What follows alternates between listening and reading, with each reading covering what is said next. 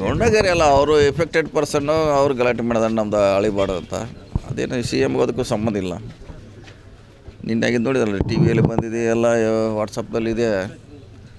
ಅವ್ರ ಅಧಿಕಾರಿಗಳು ಹಳ್ಳಿಗೆ ಬಂದಾಗ ನಮ್ದು ಅಳಿಬೇಡ ಅಂತ ಅವ್ರಿಗೆ ಗಲಾಟೆ ಅಷ್ಟೇ. ಅದು ಬಿಟ್ಟರೆ ಅಂಥದ್ದು ಸ್ಥಳೀಯ ಮಟ್ಟದಲ್ಲಿ ಪೊಲೀಸರಿದ್ದಾರೆ, ಜಿಲ್ಲಾಡಳಿತ ನೋಡ್ತಾರೆ ಅವ್ರು. ಇಲ್ಲ, ಅವ್ರಾಗೀಗ ಅವ್ರು ಹೇಳ್ತಾರೆ ಮಿಕ್ಕಿದ್ರೆ ನಮ್ಗೆ ಕೊಡ್ತಾ ಇದ್ದಾರೆ, ಅದನ್ನು ಅಳಿತಾ ಇದ್ದೀವಿ. ನಾವು ಯಾರು ಕೊಡ್ತಾಯಿಲ್ಲ ಅವ್ರದ್ದು ಅಳಿತಾ ಇಲ್ಲ ಅಂತ ಹೇಳಿದ್ದಾರೆ ಅವ್ರು ಅಷ್ಟೇ. ಅವ್ರದ್ದು ಯಾರು ಫೋರ್ಸೇಬಲ್ ಮಾಡ್ತಾಯಿಲ್ಲ ಅವರು. ಯಾರು ಸೋಮೋಟೋ ಕೊಡ್ತಾರೆ ಅವ್ರದ್ದು ಮಾತ್ರ ನಾವು ತೆಗೆದುಕೊಳ್ತೀವಿ, ಅಳಿತಾ ಇದ್ದೀವಿ ಅಷ್ಟು ಹೇಳಿದ್ದಾರೆ ಅವರು. ಮಿಕ್ಕಿದೆಲ್ಲ ನೋಡೋಣ, ಅವ್ರಲ್ಲಿ ಲೋಕಲ್ ಡಿ ಸಿ ಅವ್ರದ್ದು ನೋಡ್ಕೋತಾರೆ ಅವರು. ರಾಜ್ಯದ ಬಹುತೇಕ ತಾಲೂಕುಗಳಲ್ಲಿ ಬರ ಆವರಿಸಿದೆ ಸರ್. ಬರದ ಆತಂಕ ಇದೆ. ಬರದ ಪೀಡಿತ ತಾಲೂಕುಗಳನ್ನು ಘೋಷಣೆ ಮಾಡಬೇಕು. ಸರ್ಕಾರ ಇನ್ನೂ ಸಹ ಸಮೀಕ್ಷೆ ಇಲ್ಲ, ಅದಕ್ಕೆ ಅಂತ ಮಾನದಂಡ ಇದೆ. ಅದಕ್ಕೂ ಸೆಂಟ್ರಲ್ ಗೌರ್ಮೆಂಟ್ದು ಸ್ಟೇಟ್ ಗೌರ್ಮೆಂಟ್ ನಾರ್ಮ್ಸ್ ಇದೆ. ಆಯ್ತು ಮ್ಯಾಗ ಮಾಡಬೇಕಾಗತ್ತೆ. ನೋಡೋಣ, ಇನ್ನೊಂದು ಸ್ವಲ್ಪ ಕಾದು ನೋಡಿ ಡಿಸಿಷನ್ ತೊಗೋಬೋದು ಸರ್ಕಾರ. ಅದೆಲ್ಲ ವೇಟ್ ಮಾಡಬೇಕು, ಆಗ್ಬೋದು, ಎನಿ ಟೈಮ್ ಆಗ್ಬೋದು. ವೇಟ್ ಮಾಡೋಣ.